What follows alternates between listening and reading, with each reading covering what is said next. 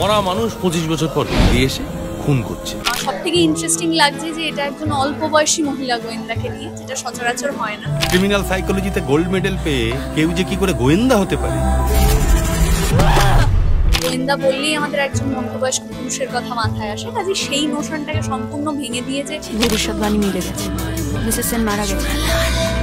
These killers, they are copycats. আমার মনে হয় যে আমি নিজের মতো করে চেষ্টা করেছি যতটা সম্ভব জাস্টিস করার।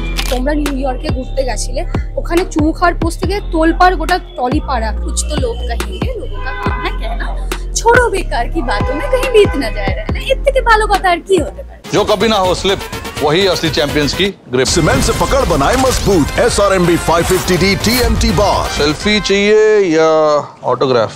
সিটি সিনেমায় আপনাদেরকে স্বাগত। আমার সঙ্গে এই মুহূর্তে রয়েছেন সুরঙ্গনা বন্দ্যোপাধ্যায়। তারই নতুন ছবি আসতে চলেছে ওটিটিতে, the detective Charulata. Surangana, welcome to city cinema. কেমন আছো এবং এই গরমটা কেমন কাটছে? আমরা কিছুটা হলেও প্রিভিলেজ, কাজে গরমে কিছুটা হলেও মাঝে মাঝে এসি চালাতে পারছি। যারা পারছে না তাদের জন্য আই এম শিওর আরও খারাপ কাটছে, কিন্তু তার মধ্যে একটা কাজ আসছে আমার নতুন, সেটা নিয়ে আমি খুবই খুশি। এবং নববর্ষের ধারে পাশেই সেই কাজটা আসছে, কাজেই নতুন বছর আমার কাজ দিয়ে শুরু হচ্ছে। এর থেকে বেশি আর কিছু চাই না। ক্লিকে প্রথম কাজ এটা আমার, ক্লিকে আসছে ডিটেকটিভ চারুলতা, জয়দীপ ব্যানার্জির পরিচালনায়। আমার সব থেকে ইন্টারেস্টিং লাগছে যে এটা একজন অল্প বয়সী মহিলা গোয়েন্দাকে নিয়ে, যেটা সচরাচর হয় না। গোয়েন্দা বললেই আমাদের একজন মধ্যবয়স্ক পুরুষের কথা মাথায় আসে, কাজে সেই নোশনটাকে সম্পূর্ণ ভেঙে দিয়ে যে সৌমিত্রা একটা স্ক্রিপ্ট লিখেছে, that is an important step. আমার মনে হয় যে আমি নিজের মতো করে চেষ্টা করেছি যতটা সম্ভব জাস্টিস করার জন্য। সেটা দর্শক জানাবে কীরকম হয়েছে অবভিয়াসলি। আমি একটা জিনিস জানতে চাই, চারুলতার যে মগজ অস্ত্র আমরা দেখেছি, সুরঙ্গনা কতটা পারদর্শী এই বিষয়ে? এই রে না, চারুলতার সাথে আমার একটাই যদি মিল জানতে চাও তাহলে একটাই হচ্ছে যে দুজনেই সাংঘাতিক অবজার্ভ করতে ভালোবাসে। চারুলতা ভালোবাসে সেটা গোয়েন্দা হিসেবে করতে, আর অভিনেতা হিসেবে আমার কাজটাই হচ্ছে অবজার্ভ করা। আমি যদি অবজার্ভ না করি, আমি যদি না শিখি আমার চারিপাশ থেকে, তাহলে আমি ভালো অভিনেত্রী হতে পারবো না কখনো। কাজে অবজার্ভ করতে আমার সাংঘাতিক ভালো লাগে। আচ্ছা, এই ভালো লাগা থেকে আরেকটা জিনিস, এই চরিত্র থেকে দুটো ভালো বিষয় যেটা তোমার সব থেকে নিজের সঙ্গে রিলেট করেছো, আর দুটো খারাপ বিষয় যেটা একদম পারোনি রিলেট করতে। আচ্ছা, ভালো বিষয় হচ্ছে একটা হচ্ছে অবজার্ভ করার ক্ষমতা, ডেফিনেটলি। আরেকটা হচ্ছে চারু আর তপুর সম্পর্ক, যেটা আমার থেকে বয়সে ছোট যে ভাইরা আছে, আমি সবাইকে ঠিক ওইভাবেই ট্রিট করি। মানে সাংঘাতিক ভালোবাসি, খুব বকাবকি করি, কিন্তু তাদের কথায় গুরুত্ব দিই। কাজেই এইটা একটা মানে ভালো দিক যে দুটো বলতে পারো। আমার মনে হয় দিদি আর ভাইয়ের সম্পর্কের ডাইনামিক্সটা খুব সুন্দর বেরিয়েছে এই সিরিজটা, সেটা দেখা যাক, সেটা দর্শক বলবে। আর যেটা আমি রিলেট করতে পারিনি সে দুটো জিনিস, একটাই আছে, সেটা হচ্ছে অ্যাকশন সিকোয়েন্সগুলো। আমি একদম মারকুটে নই, আমি ভায়োলেন্সে বিশ্বাসী নই, কিন্তু চারুলতা সাংঘাতিক মারপিটে পারদর্শী আর কি। সেইটা আমি নিজেকে কনভিন্স করানোর চেষ্টা করেছি এবং আমাকে সেটাতে হেল্প করেছে সাংঘাতিকভাবে আমাদের যে মার্শাল আর্টিস্টরা এসেছিলেন, প্রাজ্ঞদা, অরূপদা, কুমারদা, তারা খুব সাহায্য করেছে আমাকে এইটা কনভিন্সিংলি করবার জন্য। চ্যালেঞ্জিং ছিল কি এটা? হ্যাঁ, অ্যাকশন সিকোয়েন্সটা আমি স্পেসিফিক্যালি বলবো খুব চ্যালেঞ্জিং ছিল, কারণ অ্যাকশন মানে তো শুধু অ্যাকশন না, সেটা মানে হাত পা চালানো নয়, সেটার সঙ্গে একটা অভিনয়ের সম্পর্ক আছে, একটা অভিনয় যুক্ত আছে। সেইটা কনভিন্সিংলি করাটা খুবই ডিফিকাল্ট ছিল। আমি এটা করতে গিয়ে আমার আরও রেসপেক্ট বেড়ে গেল তাদের প্রতি যারা সাংঘাতিক অ্যাকশন করে আর কি।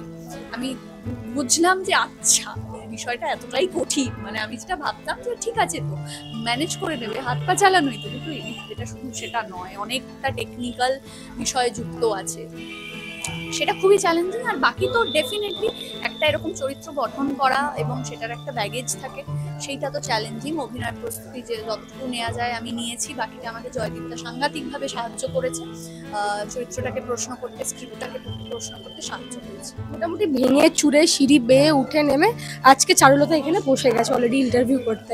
আচ্ছা, আমি আরেকটা জিনিস জানতে চাই যে এই যে কুসংস্কার বা এই যে যেসব প্রথা আমরা দেখেছি চারুলতা ডিটেকটিভে, দ্য ডিটেকটিভ চারুলতাতে, এইগুলো তো বর্তমানেও চলছে এখন, তো গ্রামে হোক বা শহরে এখনো প্রবাহমান। তোমার এটা নিয়ে কি মতামত?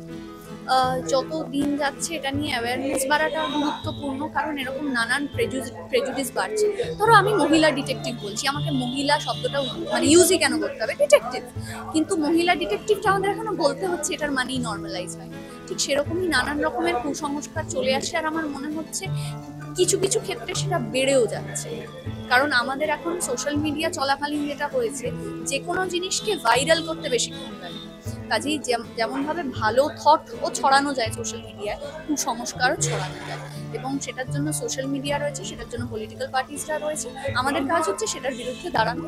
আমরা আমাদের মতো করে চেষ্টা করেছি, এবং চারুলতাতেও এটা নিয়ে নানান রকমের কথা বলা আছে। আমি আশা করছি কিছুটা হলেও মানুষের কাছে পৌঁছবে।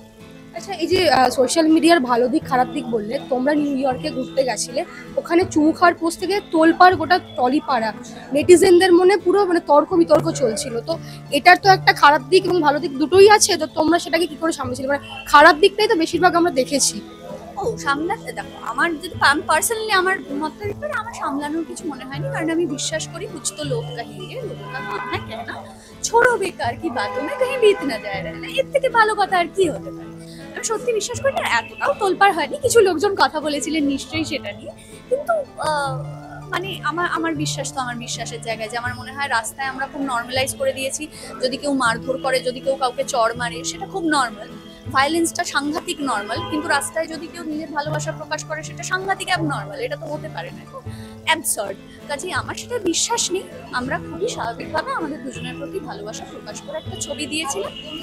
মেট্রোতে চুমু খাওয়া নিয়েও একটা বিতর্ক, সাংঘাতিক বিতর্ক হচ্ছিল, সেটা নিয়ে নানান লোকে নানান রকমের মন্তব্য রেখেছে। আমার মনে হচ্ছে এটা সময় লাগবে এটা কাটতে।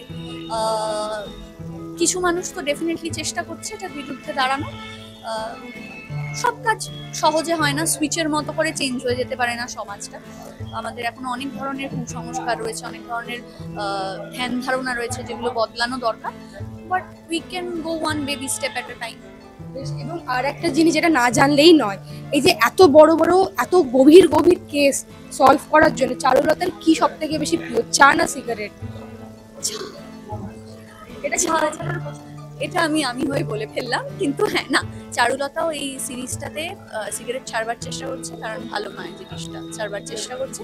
তপু সাংঘাতিক ভয়তে রাখে চারুলতাকে, তপু হচ্ছে চারুলতার অ্যাসিস্ট্যান্ট ভাই, কাছে ও ছাড়বারই চেষ্টা করছে, কিন্তু চাটা ছাড়া তো কিছু নয়।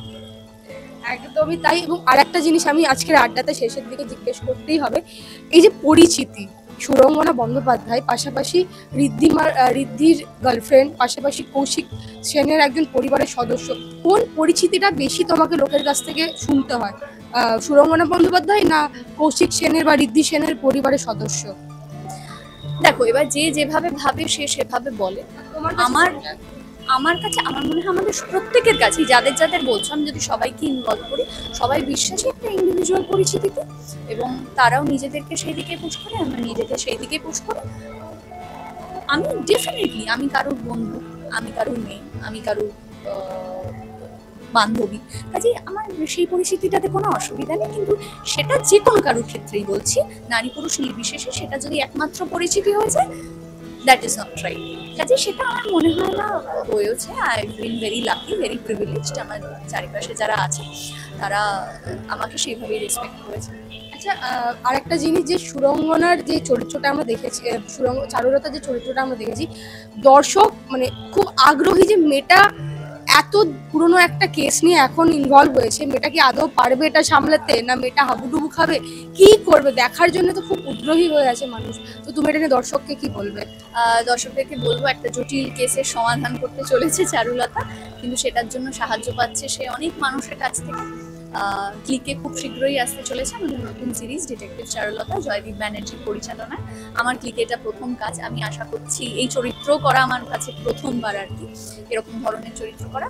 আমি আশা করছি আপনারা এনজয় করবেন, কিন্তু যে যত রকমের ফিডব্যাক থাকে সব আমাদেরকে প্লিজ জানাবেন, কারণ যে কোনো কাজ নিয়ে কথা হওয়াটাই ইম্পর্টেন্ট, সেটার থেকে আমরা আরও বেটার করতে পারি। সুরঙ্গনা, আর একটা জিনিস, যে ওটিটির কন্টেন্ট নিয়ে এখন না খুব বেশি মানুষ ভাবে কি বড় পর্দার যা আমরা ছবি দেখতে পাই, ওটিটিতে কোনো গুরুত্বই থাকে না সেই কন্টেন্টের, বা অনেক কথা ওঠে। তুমি এটা নিয়ে কিছু ভাবো, মানে ওটিটির কন্টেন্টের কোনো ভ্যালু নেই বা গুরুত্বপূর্ণহীন, এরকম কোনো কিছু? না না, এটা তো নয়, কারণ আমাদের তো একের পর এক সিরিজ আমাদের প্রমাণ করে দিয়েছে যে ওটিটিতে তো খারাপ কাজ হচ্ছে এরকম কোনো ব্যাপার না, ওটিটিতে তো দারুণ দারুণ কাজ হচ্ছে।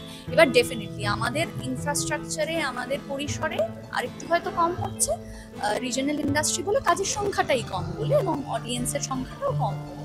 আমরা আমাদের মতো করেই চেষ্টা করছি, কিন্তু বম্বেতে এবং বাইরে তো মানে ওটিটির কাজ নিয়ে সারা পড়ে গেছে, এত ভালো ভালো কাজ হচ্ছে। কাজে ভালো স্ক্রিপ্ট তো ভালো স্ক্রিপ্ট রিগার্ডলেস অফ ওটিটিতে হচ্ছে না সিনেমায় হচ্ছে। এবার আমরা স্বাভাবিকভাবে চাইবো যে সোশ্যাল মিডিয়া আসার পর আমাদের সকলেরই মনে একটা ভয় করেছিল যে তাহলে কি সিনেমা থাকছে না, কিন্তু আমার মনে হয় সেটা হবে না। হয়তো সিনেমা দেখানোর ধরনটা চেঞ্জ হয়ে যাচ্ছে, কিন্তু সিনেমা থাকবে না তা তো হতে পারে। কিন্তু good script is a good script, সেটা যেখানেই করা। আচ্ছা, এরপরে বম্বেতে কোনো কাজ করার প্ল্যান? আলাদা করে কোনো প্ল্যানিং, আমি এমনিতে খুব অ্যাম্বিশাস একজন মানুষ নই। আমি বিশ্বাস করি আমার কোনো প্রচুর শেখা বাকি, সেটাই মন দিয়ে করবার চেষ্টা করছি। আর বাকি যতটুকু কাজ আসছে আই এম ভেরি হ্যাপি, কারণ আমার থেকে ঢের গুণ বেশি মানে এরকম মানুষজন আছে যারা ট্যালেন্টেড এবং কাজ পাইনি এখনো তারা। কাজে আমি যতটুকু পেয়েছি I am very grateful for that. এরকমই থেকো, এরকমই ভালো থেকো। আজকের আড্ডা হলো এখানেই, এবং সমস্ত আপডেট দেখতে চোখ থাকবে শুধুমাত্র সিটি সিনেমাতে। টলিউডের latest update, gossip and entertainment পেতে সাবস্ক্রাইব করুন শুধুমাত্র সিটি সিনেমা, আর ফলো করুন সিটি সিনেমার Instagram, Facebook, Twitter and ShareChat page.